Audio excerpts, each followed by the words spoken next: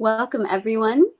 Thank you so much for joining us this evening. I am Dr. Bolorinos Allard, and I convene the network, the Torch Network, conversations on identity, ethnicity, and nationhood, alongside my colleague, Dr. Angela Flynn.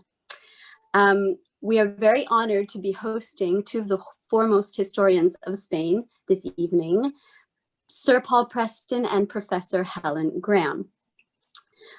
Sir Paul Preston is Emeritus Príncipe de Asturias Professor of Contemporary Spanish History at the LSE and has been writing on Spain for over 4 decades. His seminal work on the Spanish Civil War, in particular, is widely read and critically acclaimed in Spain and internationally, and he has received numerous distinctions and prizes. Professor Helen Graham is joining us from Royal Holloway University of London, where she is a professor of modern European history.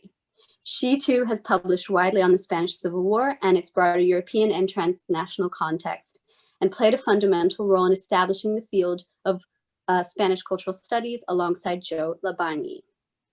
Today, they will be in conversation about Sir Paul Preston's latest book, A People Betrayed, which traces the problem of institutionalized corruption, political incompetence, and social division in Spain from 1874 until the present day. After the interview, there will be time for questions, which can be submitted in writing via the chat box. So without further ado, I'd like to hand over to Sir Paul Preston and Professor Helen Graham. Will I kick off? Okay. I'm mainly here in the capacity as a questioner, so I'm not actually going to be saying that much.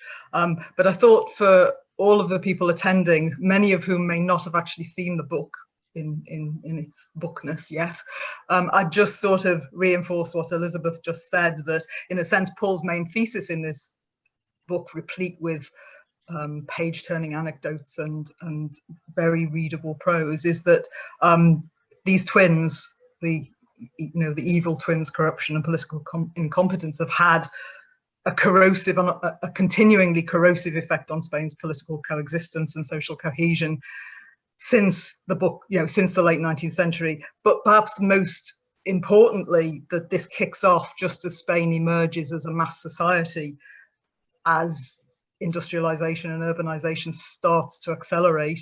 And in a sense, when that cohesion becomes most important, because in other ways, in a modern industrial society, things are more fragmented in other ways. So that's the thesis that, in a sense, overarch in the book.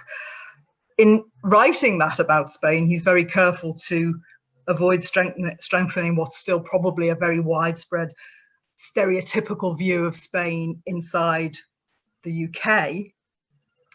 Benighted Spain, the idea of a country that is naturally, or whose society and polity is naturally inclined to dictatorial political regimes and the inevitable concomitant of corruption. I mean, and that's avoided, although not, I have to say, in a lot of the reviews of the book in the UK recently, which peddles the same stuff in order to, in a sense, promote a UK self-mythology of inherent fair play and democratic traditions. Well, we might want to revisit that, might we not? So it's these two sides. It's an anatomy of what's happened in Spain, but not from a position of some kind of, beneficent superiority. As I say, my function is basically to ask questions.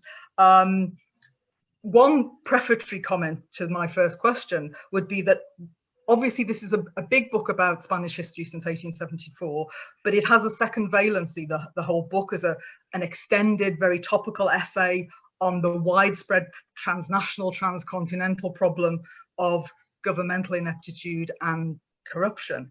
I mean, Paul, as he says himself in many different fora, was writing his book under the shadow of Brexit, as I indeed was reviewing it right as the COVID pandemic exploded.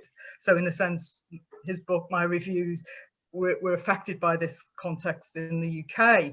But the prefatory comment is basically to say, we're going to leave the presentist, comparative and futurological parts of this discussion for a bit later, and mainly perhaps for some of the Q&A with the people attending online. But I'm going to kick off now with a few more specifically historical questions, right? Now, the first question is perhaps, it's a little bit abstract, but I have to start with it because it's about the title, right? A people betrayed, right? The title, to me anyway, implies an Enlightenment project that went off the rails, right? That there was a people to be betrayed, right?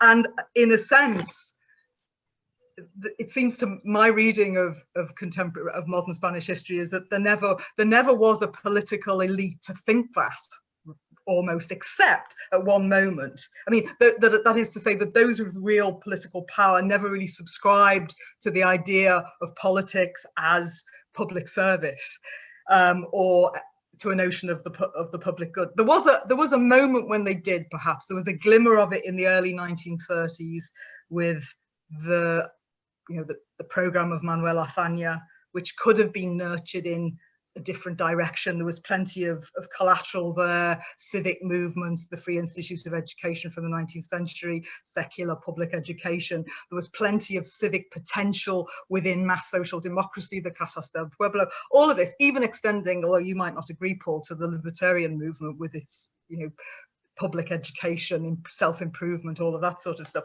All of this fell apart because the Republic couldn't afford it. There were debts inherited, of course, from the Primo de Rivera dictatorship. There were other problems. Then, of course, the patrician and popularist right gets going.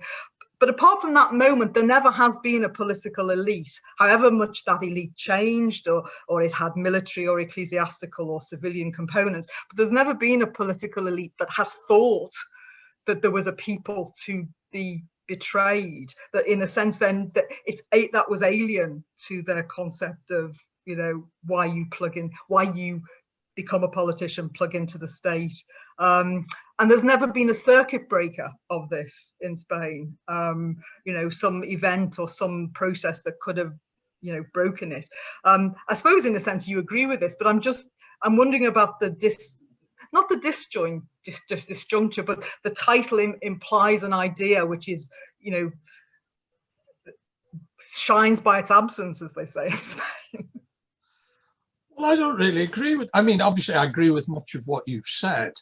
But if we go back to what you said specifically about the title, everything else, your analysis of Spanish history during the period, of course I agree with. The point is, of course, at one level, all of my books are about a people betrayed. And you said, I don't know whether you meant it at the beginning, there wasn't a people to be betrayed. Well, I think there was. Yeah, but you're an Enlightenment rational. I'm trying to think it through from the point of view of the governing elites. Not taking their part, but just saying that was how they didn't see it like that. No, it may well be. Obviously, it's the same all over. We live in a country in which there's constant comment about our country and the people and so on, coming from people who obviously couldn't give. I'm trying to refrain from the obvious epithet, yes. Black blasphemy. But the point is that it is, of course, true that there are few equivalents in Spanish history of this period. I'm not quite sure who we would see as their equivalent, say, in British politics. Do we go back as far as Disraeli? But there are individuals, and what happens is, as you quite rightly said at the very beginning, the book starts, it sort of begins and ends with the monarchy. It begins with the restoration of the monarchy in 1874 and is winding down by the time it gets to the abdication of Juan Carlos in 2014. But the key thing, as you said, is that this is, it opens in a period when Spain is facing various challenges of modernity. And what, of course, happens, and this is summing a very complex process up very crudely, but what happens is that those challenges are met effectively by corruption. by electoral corruption. So in order that those who suffer from social change or are suffering the consequences of rapid industrialization, with all everything that means in terms of migration to the cities, lack of housing, lack of education, etc., to avoid the possibility that those people, the people, might actually be able to exercise some kind of rights and challenge the ruling classes, push for redistribution of wealth, better social care or whatever. That is stopped particularly by electoral corruption. And electoral corruption, of course, is particularly linked to wealth. The people who are behind this are protecting their own wealth. Now, one could say, so where's the political incompetence in, shall we say, the first, really up to the dictatorship of Primo de Rivera. So we're really talking about the first 15 years of the book. In that period, were politicians incompetent? Well, obviously, at one level, no. They did protect their interests by the use of electoral corruption. On the other hand, clearly they should have been thinking, one would like to think they should have been thinking about a greater good, about the welfare of Spain, of the whole of Spain. Of course, that then leads us to the fact, interestingly, and I think very revealingly, Franco and his acolytes make the distinction between España y la anti-España. In other words, their Spain, their interests, their economic interests, and the interest of what, in my view, is the large bulk of the population. But within all that, there are individuals. So, for instance, I wouldn't want to say there was no one in that first 50 years who had any interest in reform or progress and was interested solely in protecting sectoral economic interests. So to me, the most striking case, there are many cases, but of course one could say they're isolated individuals. But to me, the most striking cases are the conservative Antonio Maura and the Catalanist Francesc Cambó.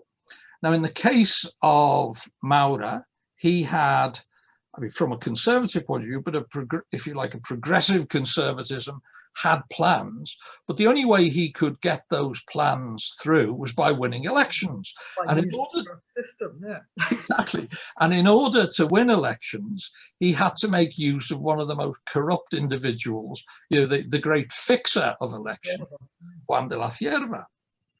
And in the case of Cambó, who obviously had significant economic interests at heart, he was a very rich banker, but he did have a project whereby he could make, or he wanted to see if it was possible to make Catalonia the economic engine that would pull Spain out of its backwardness. Decline, yeah. He was basically betrayed by Alfonso XIII, who of course had the right to name presidents of the government, because the deal was you can be president of the government, but you've got to betray your Catalan sentiments.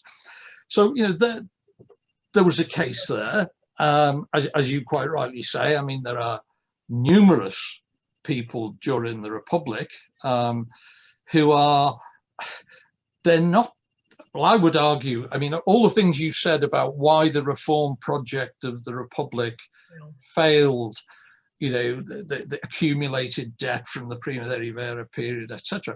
But I would always look first at the forces, the same forces who throughout the book I'm demonstrating or trying to demonstrate as betraying the people, the army, the church, the landowners, the bankers, the industrialists, who in variety of ways, ranging from the extreme right, which literally on the afternoon of the 14th of April 1931, the day of the establishment of the Republic, are already plotting for a military uprising.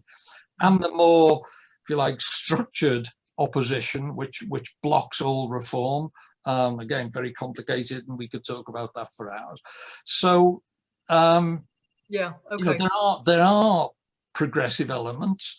There are some very admirable politicians along the way. I think we both agree that if one was looking for a great politician of the 1930s, and indeed for all of this period, we'd look at Juan Negrin. But anyway. I mean, but going back, just rewinding chronologically a little bit to, I mean, you mentioned Antonio Maura as a conservative regenerationist, and obviously this is a rather crude way of moving it on to ask you about the relationship between your book and Raymond Carr's big history of Spain, 1808, 1975. Well, eventually it becomes the book 1808, 1975. Given this is an Oxford seminar, I thought that would be quite a nice question, but I was just wanted to anchor it specifically to the reference to Antonio Maura, because you said, you know, and as I remember Raymond Carr's view of the coming of the Primo de Rivera military dictatorship in the 1920s is to say that it strangled a new birth. I think he says that.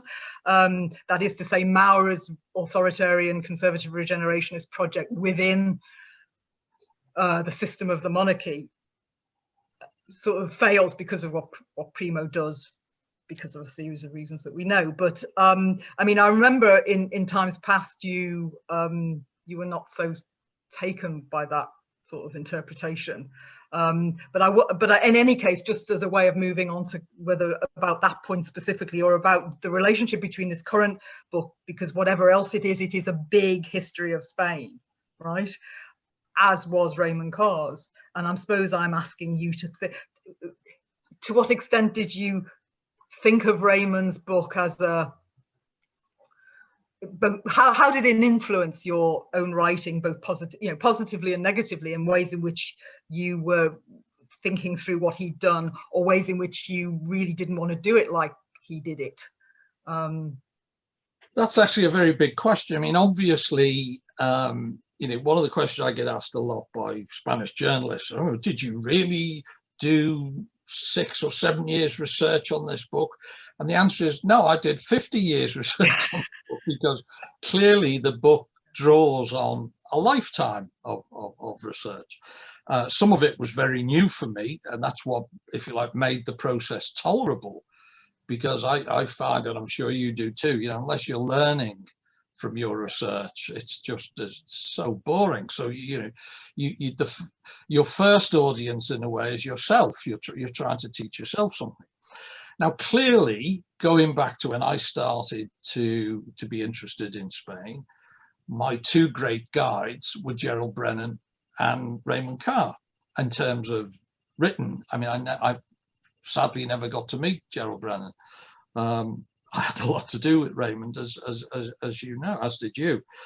When I started out, that was the last thing on my mind. I was not really thinking. I mean, I'd been asked to do you know, big history of Spain, of you know, the modern period, and I was very, very, very reluctant to do it, because I was terrified it would just be repeating myself. Because one of the carrots that they dangled before me, which actually didn't work at all, put me off, was, oh, you know, you've covered all this before in your previous books, you'll be able to knock it off in no time. And you know, that's right, then I'm not doing it. And then, you know, sort of thinking about it over, I can't remember now, a few weeks or months, you know, I came up with this idea: would it be something really interesting and original if I looked at it through this triple filter: corruption, political incompetence, and how the two combined almost to guarantee social division, especially in the case of Spain, where they combined to guarantee a civil war. It was only, in a way, literally as I was finishing, that I began to think, ooh, you know, this book, in a way, I mean, there's an obvious difference in the sense that it covers 50 years that Raymond's book did. Yeah, sure. Yeah. That's the first and most obvious thing. The other thing is that, and I say this from a point of view of immense admiration for Raymond as a historian, and for the way in which he manages in all of the things he wrote to, that's something you do too, which is to squeeze huge amounts of meaning into very elegant sentences. Having said that, I find, looking back, because of course I went back and reread it, I found it quite hard going. And in all of my books, I like to think they're based on solid research, but I suppose I'm a bit of a populist. I want to appeal to as wide an audience as possible. I'm also someone who, to put it very crudely, believes that readable history is actually gossip with footnotes, and that's not true of Raymond's Oxford history. So yeah, the two big differences obviously are the chronological coverage, and this triple, if you like, my triple filter, whereas his filter really was the failure of liberalism. And if we go back to your original question, the idea of liberalism, if you like, its success or failure being the key thing, implies the kind of ruling class that both you and I think didn't exist. Absolutely. Can I ask you about I'm sort of creeping forward chronologically and keeping my eye on the clock, but sort of Primo de Rivera, that's not much of a creep forward, but I know you're that is a part of the book that you're very proud of, particularly the section on the Primo de Rivera dictatorship, as I understand it. Well, maybe that's why I put it badly, but basically you feel that was something where that's a key component of its original statement in the book. And I'm interested in that because there's a lot of good work on earlier work on Primo, but it's still the military modernizing dictatorship of the 1920s is still a fairly opaque period. We know quite a lot about Primo and his Falstaffian, or to use your analogy, Trumpian sort of excesses, but the regime itself is still, it's not, if I can admit that in front of a massive audience, there are things that are still opaque about it. But anyway, I'm just interested in what you yeah? Even after you read my book, it's still opaque. No. Well, can't ask one book, any book, however brilliant, to do everything. But there are things about the actual, the actual mechanics of what Primo de Rivera does. But anyway, never mind. That's my particular conundrum. But in terms of your work, can you sort of encapsulate for our audience what you see as the... Okay, to go back to where you started a minute ago, that it's, if you like, the book in its Spanish version has 9 chapters. They were split into 2 for the English version, so there's 18 chapters. So basically, what is really the 4th big chapter of the Spanish version deals with the Primo de Rivera dictatorship. Now, the period that comes up to that, which are the 3 previous chapters, have a huge amount of material that, if you like, was new to me because I hadn't been working on it. So I spent, several years going through it, and I'd like to think that I was bringing, some new material. Particularly on the anarchists and the repression of anarchism in Barcelona and so on, but lots of aspects. The thing about the Primo de Rivera dictatorship is it basically goes back to when I started my PhD or my DPhil, because I occasionally remember that I was at Oxford, and Raymond wanted me to do my thesis on the Primo de Rivera dictatorship. I was never very keen, and at the time when I went to Madrid, the archives were either inaccessible or in such a mess, and I found the whole thing very off-putting. And then I had the enormous stroke of luck that Raymond went away for a year. So I was able to misbehave and actually start studying something else. And I was very fortunate that Raymond's second in command, Joaquin Romero Maura, effectively gave me the nod to do what did become my PhD or my doctoral thesis, which was the book that became The Coming of the Spanish Civil War. Now, so I had this sort of phobia, if you like, about the Primo de Rivera dictatorship. I mean, it was very easy to encapsulate it in caricature form as, you know, Falstaffian character, drunk a lot of the time, benevolent, you know, that was easy.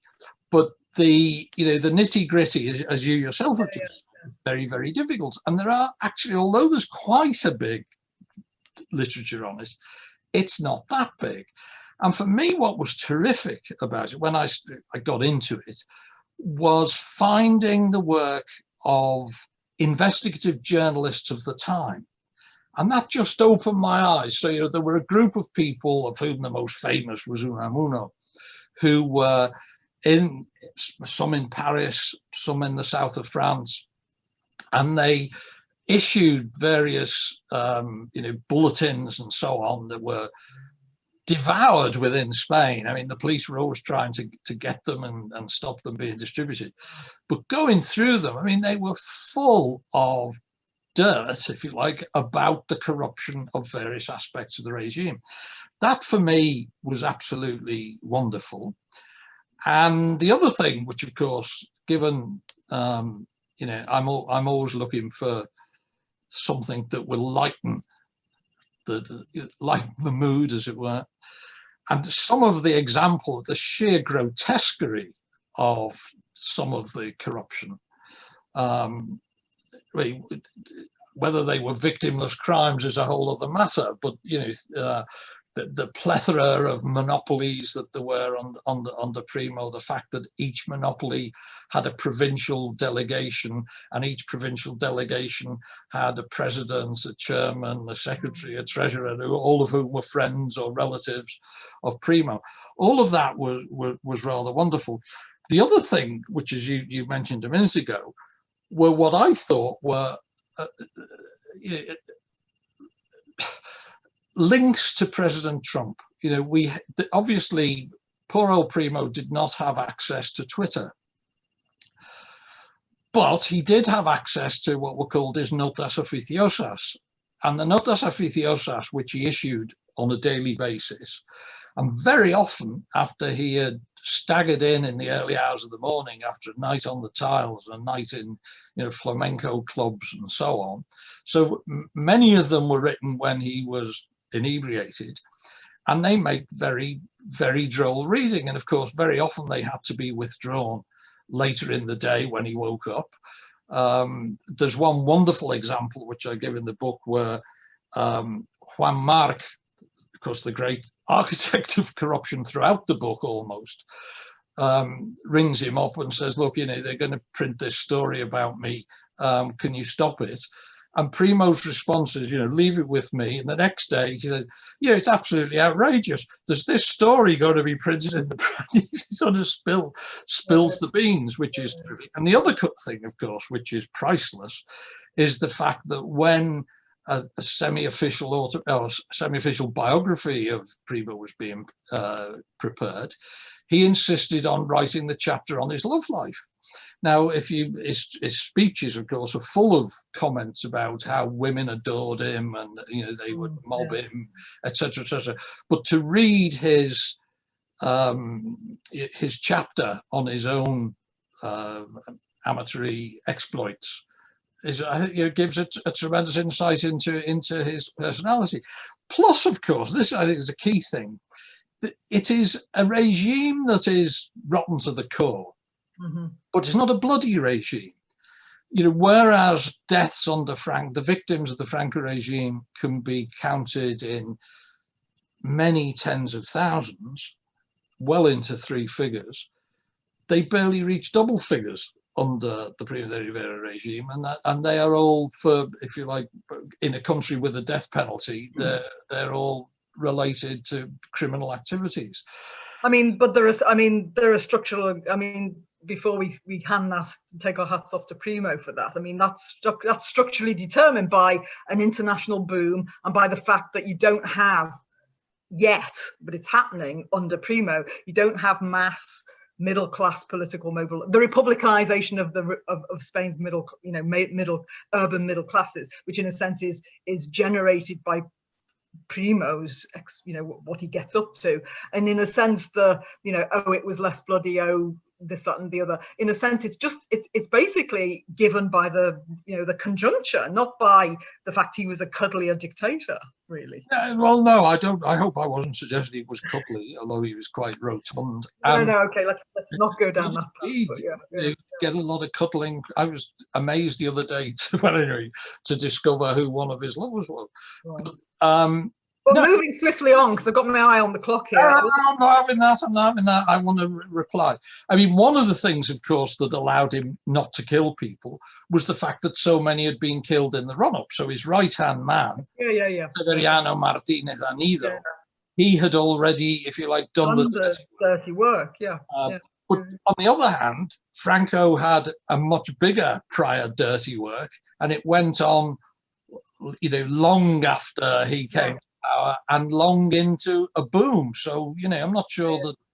Anyway, that's perhaps for another. No, well, obviously, for 10 years, even after all the dirty war of 36 to 39, the battlefield war, you've got 10 years of, the prison ship Spain, more killing, mass imprisonment, and so on and so forth. I mean, the whole of Francoism is predicated on attempting to court-martial social change, to try and kind of create a static society, if possible, since it wasn't possible to stop the clock in the 1890s, to stop it in the 1950s. And that, I can just squeeze in a question and a half on Franco and after. Obviously Franco learns from Primo.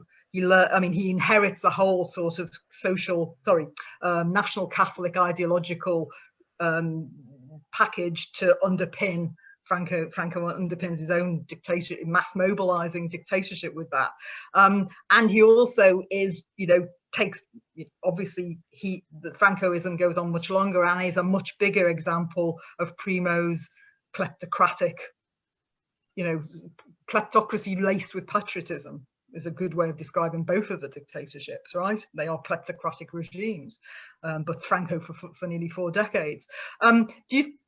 Insofar as Franco is driven by a desire for control, for total control, it doesn't achieve it, but it wants it, is the corruption that is propagated quite deliberately within the Francoist structures, that is to say the in-group, the insiders, the nation, not the anti-nation, not those that are in prison or in whatever detention, but the corruption that is propagated and allowed to flourish within the structures of Francoism. To what extent is that a deliberate mechanism to ensure control again and tying everybody in? I know it was a collateral benefit of just a kleptocratic state, but is it possible to take a view on to what degree this was a deliberate strategy? Well, obviously, in what we have of Franco's own writings, the voluminous years and so on, the very little there is in the way of letters or there's a very minimal manuscript of an autobiography. So that, and even if there were, I doubt whether we'd find stuff in which he discussed how he perceived. No, sure, but just asides or something. Having said that, there are numerous examples which I quote in the book of him literally saying to collaborators, other generals who it looked as if might be going off the rails, in other words, thinking in terms of perhaps the monarchy should be restored faster or whatever, and basically reminding them, how you're going on using the soldiers in your regiment as laborers in your construction firm. I mean, that kind of, there's quite a lot of that. There is another dimension, of course, which, I mean, when I was writing my biography of Franco, and I, thought quite a lot about corruption at the time, and I have to confess, I kind of let him off the hook, because my thought was, yes, he's corrupt, but it's, he's not the kind of dictator who has secret bank accounts in Switzerland and so on, because he basically thinks it's already all his. And he had his wife, of course, who was constantly reminding him that it was all his, that Spain owed him everything and so on. But in doing this recent book, of course, I mean, thanks to researches by others, such as Anko Viñas, the scale of his personal quest to enrich himself and his family, I mean, there's very little about Franco would shock me, but it was on a scale I almost found difficult to believe. I mean, things like, just to give one example, national subscriptions to pay for or to contribute to the war effort against, the left, straight into his own bank account. I mean, that, for the arch patriot, that is quite scandalous. Or during the years of hunger, when donations of coffee from the, Getúlio Vargas in Brazil were just sold by Franco, and again the proceeds pocketed. So yes, I mean, it is, of course, it's an instrument of control, but it's also, I mean, it's not a binary choice. But if I think the self-enrichment is even stronger. I mean, there were other forms of control. You got, as we both know, yes, it was a regime of terror. So yeah, but for the insiders, I mean, for in a sense, for the yeah, I mean, as I say, one of the things I was very much looking for while doing the book were any examples I could find, and there are quite a few that are there in the book. Okay. How are we doing for time? Can I ask the convener? I mean, I've got one more question, but we can cut it here if you want and move to Elisabeth. Are you there? Would you like us to? No, I can't start the video. I host has stopped my video, so you have to do it. The host has stopped my video. Hi. Hi, Yes, Elisabeth. You want to move to some questions, perhaps? Have time for one question. Okay, I can go for one more question. Okay, fine. Yes, right. please do. Okay, post-Franco.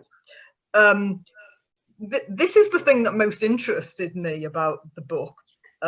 Sorry, that came out wrong, but what I mean is what particularly interests me. And basically, all of the fascinating material you've got about current corruption scandals and the wiretaps and the transcripts of people going on about their, how much they can accumulate, how many pairs of, well, obviously I'm now thinking of Imelda Marcos with the pairs of shoes, but how many gold-plated bath taps, or not 3 mercs, but 33 mercs, and the pulsing folly of it all, that almost, it strays into territory where we need an anthropologist or perhaps even a psychologist to explain this absolute driving desire to accumulate more power, more things, more wealth, assets than any individual could ever remotely use usefully or enjoyably. And I just wonder, I mean, you might find examples of this in many contexts, regionally, globally, or whatever. I'm not saying it's specifically Spain, but I am wondering about a link. Is there anything that you consider to be not post-Francoist, but neo-Francoist about the manifestations of the desire to accumulate wealth, and this, well, I can't think of a better expression for it than, that it's almost in the realm of a kind of psychosis, in terms of the sheer accumulation.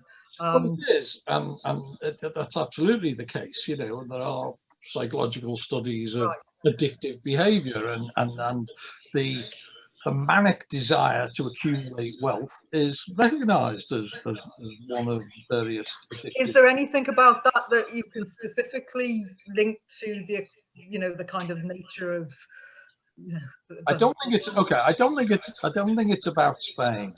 Right, okay.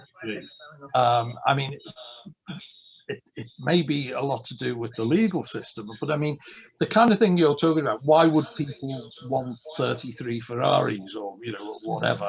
Or, you could ask that question of many footballers. You know, why on earth do you expect £300,000 a week? You know, it's beyond anything anybody could spend. Yeah. Yeah, I mean, in a sense, it's driven by the nature of the transcript and the sort of tonality you get from the, you know, what you can hear. I mean, obviously, I don't know about, you know, other elites in other countries, footballers or whoever. It's just there's a kind of pent up tension about it, which I think I'm going to stop now, because this is kind of something I'm thinking about, but it's kind of related to all of those great films about the kind of afterlife of violence in Francoism, that kind of pent-up violence that often explodes in hunting accidents and you know, is driven against, you know, communities of victors, not necessarily, this is not talking about the imprisoned or the defeated. And that same sort of, like, I kind of see pulsing through this something to, I mean, maybe it's not similar and it just isn't similar, well, but okay. I see it sort of in the same category anyway. Well, just to try to answer briefly, I mean, as you know, I was in Spain for much of the transition, and whereas now it's very fashionable to trash the transition because of, you know, what's happened subsequently. I still think it was something of a miracle, and I don't think anybody, you know, in those rather wonderful, I mean, dangerous but quite wonderful years from 77 to, I mean, the socialist election victory in October 82 and right up to probably, you know, mid to late 80s, nobody, I think, really predicted the avalanche of corruption that there would be later. And I think there are two reasons, well, there are a number of reasons behind it, and some of them are actually, you know, legal / juridical, structural. One is, and this of course I cannot prove documentally, but I think there was an element of, and obviously there was massive corruption under Franco and people knew about it. And I do think that underlying the transition, there was an element of, you know, once we've achieved the main priority, which is to get democracy back, there's an element of now it's our turn. So I do think that, you know, I mean, obviously the socialists were in power in the 80s and, you know, the antics of Juan Guerra and companies. I do think there's an element of that. There's also an element which is related to the structure of party financing. So you know, party financing, which basically, you know, it's government subsidized, but not enough to pay for campaigns. So all the parties have somebody or a team whose job is to raise funds, and to raise funds usually involves dirty dealings with capitalist corporations and so on. And along the way, there is a sense of, well, wow, look how easy it is to get all this money. Why doesn't it go into my pocket? And then, of course, there's the whole issue, which is the biggest motor of corruption, which are land deals. You know, the changing of land zoning regulations, which made it possible to change, you know, agricultural land to building land. You know, so values could rocket overnight and bribes would have to be paid for building permit, all of that. So I don't think, you know, I think it's a combination of human nature, the specific circumstances perhaps of the, if you like, the hangover of Franco. Yeah, of impunity. Yeah, and of course these two specific things, you know, about party financing and land deals. Okay. I think we're done. Probably we can move to see if there are public questions, or Elisabeth or Angela. Sorry, I've confused my. Hello. Hello, Yes. Angela. Hello. thank you both of you for speaking with us and taking the time. I know you're both incredibly busy, and it's been a great honour to have you here with us this evening, this late afternoon, early evening. Thanks also to Torch and to Stanford University in Oxford for sponsoring and hosting.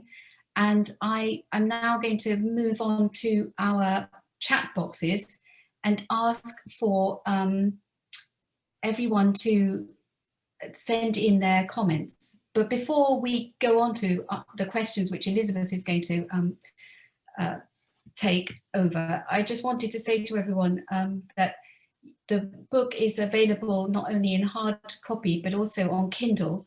And it's an immensely interesting, page-turning, hugely synthetic, impressive work.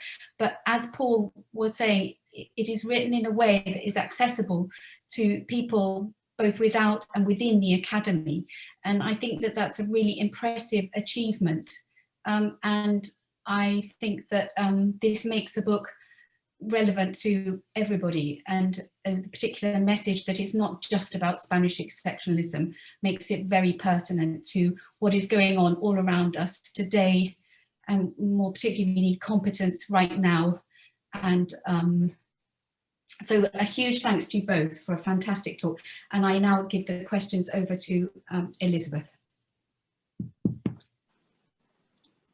Hello. Thank you both so much, and thank you everyone who's attended. Please do send your questions through, and I've also sent through a link to Professor Graham's review of A People Betrayed, where there's also the information on the book. Is published by HarperCollins if you'd like to purchase it. So we have a question to start us off, Paul. You give much more credence to the autonomous movements in the regions and nations of Spain in A People Betrayed. How would you wish to rewrite your earlier works in light of the emphasis you now give to Basque and Catalan separatism? I'm not sure that in any of my other books I've particularly dealt with it. I mean, I don't think my opinions have changed. It's not that, you know, once upon a time I was a Madrid-centric, centralist who defended or centralism, and suddenly along the way acquired sympathy for regional nationalisms. So it's a bit like, if I may say so, it's a bit like when I remember when I wrote a book about war correspondence, and one review asked indignantly, how could I write a book like this and not have a chapter on Dolores Ibarri, the Pasionaria? I thought, what the hell has Pasionaria got to do with anything? And she's not a war correspondent. And, looking back on my books, I mean, I'm always up for revision. But I'm not really sure. I mean, if your questioner wanted to give me a specific example, but I can't think of, I mean, it's certainly the case, for instance, that for a variety of reasons in the early 2000s, when I was already very old, and in rather strange circumstances, which I won't go into, I learned Catalan, which I hadn't done before. Maybe that, opened me up to more sympathy, with the history of Catalanism. I said earlier in reply to Helen that I lived through the transition, and I was very peripherally, I knew a lot of the main actors and so on. And of course, the events of the late 70s, and indeed to some extent afterwards, made one quite hostile to Basque nationalism because of the activities of ETA. So, I mean, my view on all of these things, as it is about Scottish nationalism or Welsh nationalism, is that people should have the right to express their wishes. And one hopes, a frustrated hope in the case of Brexit, that they express their wishes with full knowledge of the consequences. Yeah, absolutely. I want to proceed with a question of my own, kind of related to this. Do you think that Spain's new far-right party, Vox, is rooted in a nationalist sentiment inherited from Francoism in some senses, for example, in their hostility to separatism, or do you think it's primarily a movement that's born out of post-Francoist experience of disillusion with the PP or large-scale immigration since the 90s? I think it's very much, born out of Francoism. I don't think it's particularly new.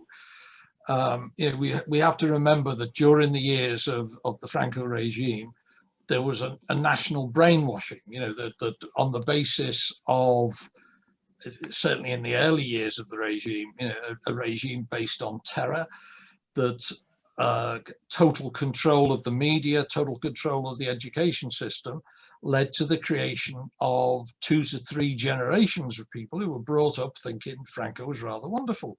And when democracy came back in the 70s, there was not, and nor should there have been, a counter brainwashing.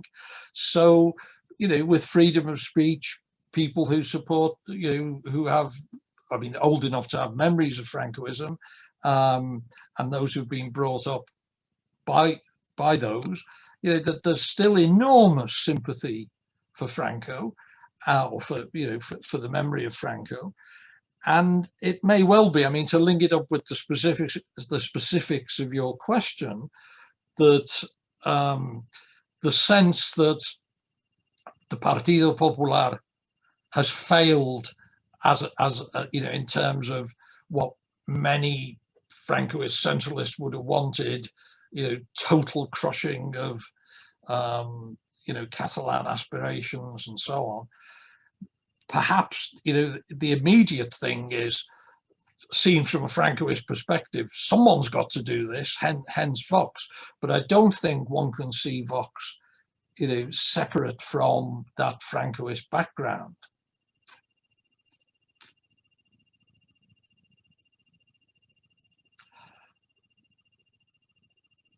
You've gone again, you've gone.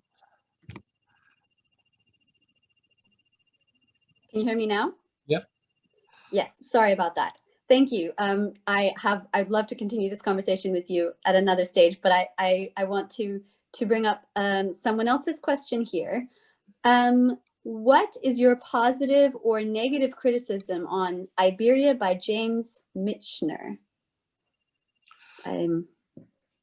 Well, I would say if you like that kind of thing, it's the kind of thing you'd like. Brilliant. Angela, I think, has a question for us here as well.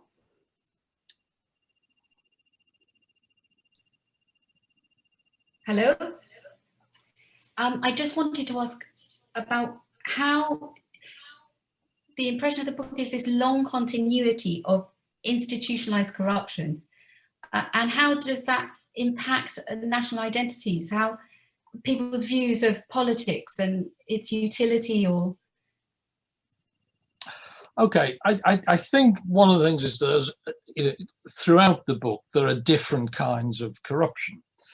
At the beginning, when I'm, if you like, deconstructing stereotypes about it, I talk about the fact that, a lot of the stereotypes about Spain come from picaresque novels, but they're also French picaresque novels and English picaresque novels, and that they're really about, if you like, the corruption of poverty that comes out of poverty. Clearly, there is massive institutional corruption. Most spectacularly during the dictatorships of Primo de Rivera and Franco. But I'm not quite sure about there being a continuity. If you know what I mean. I think that they are so different. according to the period. I'm not sure if I entirely understood your question. Do you want to ask me again? Did I miss a bit? Well, the continuity that I perceived in reading the work was, from a national identity perspective, was the humour. So you have the kind of that Pantagruel-esque or sort of a grotesque humour, and throughout your book you pick it out, like the jokes about Doña Collares, and so I wondered how that threads through your narrative, and whether you had felt that or constructed that, or and so that gave it a sense of continuity of this incredible Spanish humour, a sort of humour in the midst of this terrible things happening. Well, I think it's one of the things that I was very aware of. I mean, obviously, insofar as one can generalize about Spaniards, or one doesn't want to get into national character, but in the main, Spaniards have a fantastic sense of humor, and ribaldry about the corruption of their rulers is a constant throughout. And one of the things that is, to me, I thought was extraordinary was that, in the earlier periods, a lot of the corruption and the fortune making were not well known, for obvious reasons. Whereas in the era of social media, there's hardly anything that isn't known to some extent. And what was extraordinary was to discover that people knew all about the corruption in the Partido Popular and Bárcenas and all of those issues, and they didn't care. They went on voting for for the PP. And there's an element of, well, it was always like that, it was ever thus, and in that sense, I won't say people didn't mind, but they felt there wasn't much they could do about it. And the trouble is, whether it's in this country or other countries, there is very little you can do about it, for the ordinary citizen. Whether this has any impact on identity, very difficult to say. I mean, again, Spanish, I suppose, English or British people too, have stereotypes about the nationalities within their nation. Spaniards from Madrid or Andalusia are very quick to tell you terrible things about Catalans, or funny things about Gallegos or whatever. I'm not sure that tells us, well, not for me anyway, I'm not, it's not my speciality. It doesn't tell me much about national identity.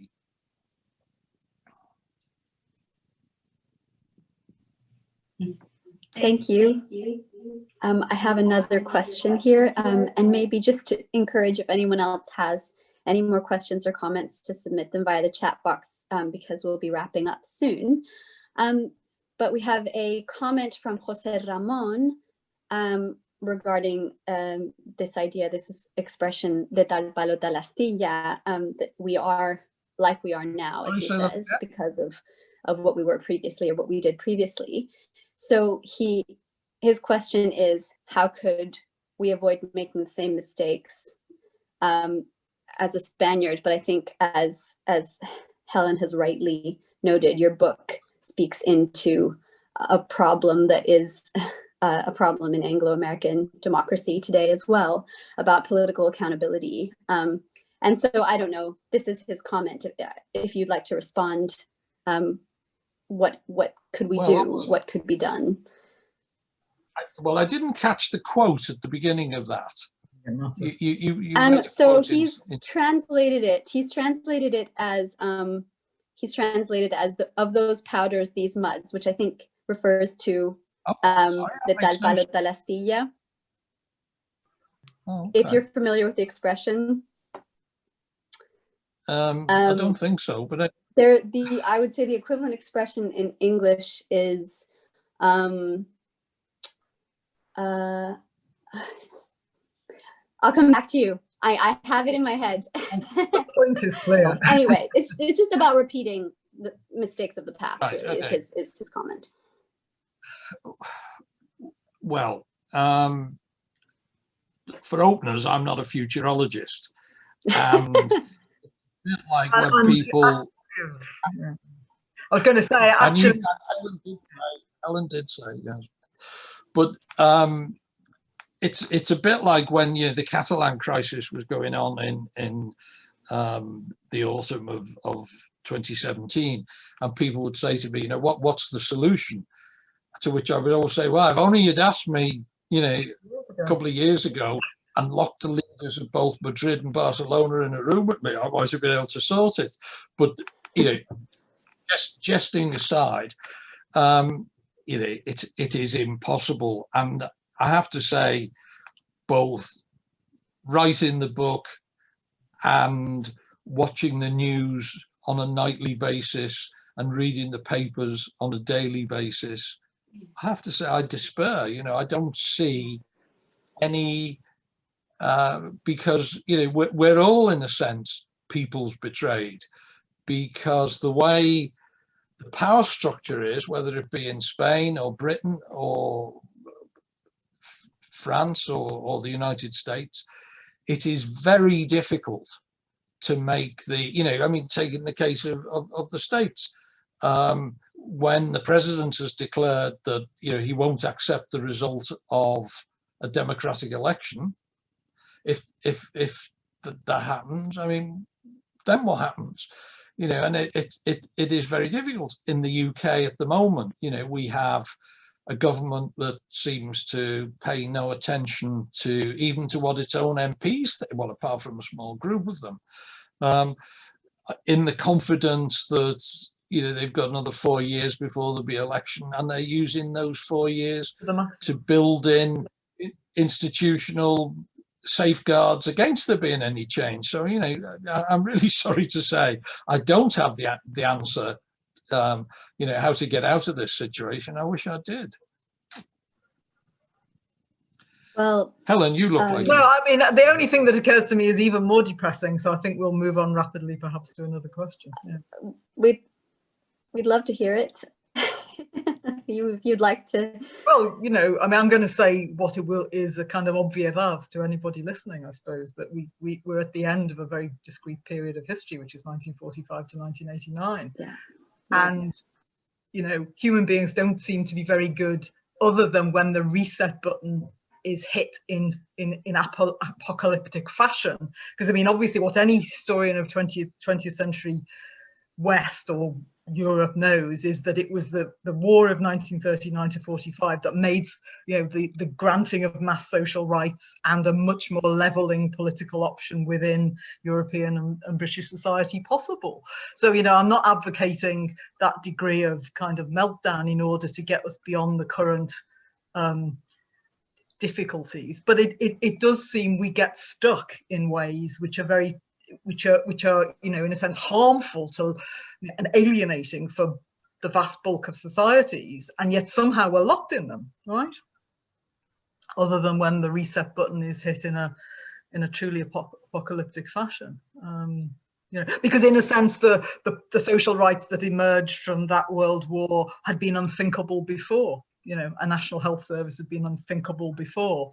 I'm not advocating war, but what I'm trying to suggest is the difficulty within even developed, supposedly sophisticated societies to accept things that in some way seem to be eminently rational. But so it was not an optimistic intervention that I was going to make. But do you think that the reboot button is COVID-19? Well, I thought it might have been when I wrote that review on your book, but never let a good crisis go to waste, as was said a very long time ago, and boy, are they not letting it go to waste. Right? So no, I don't. But think it could be a reboot, not in the sense that I meant it, but it could be a way of changing the system totally. And I certainly think there's more than one government advisor, and I'm not talking about Spain now, who would quite like to use it in that way. But anyway, I'm off my brief. So there we go. Well, I would like to thank you both so much for joining us, and Paul for writing a book that draws attention to injustice, and it's something that is much needed now. So thank you. And it's also a page turner, which is not always the case for history books. So thank you very much. I very much enjoyed it, and I hope that after this, many of you will also read it. So I think we'll finish here unless anyone has any other questions or comments.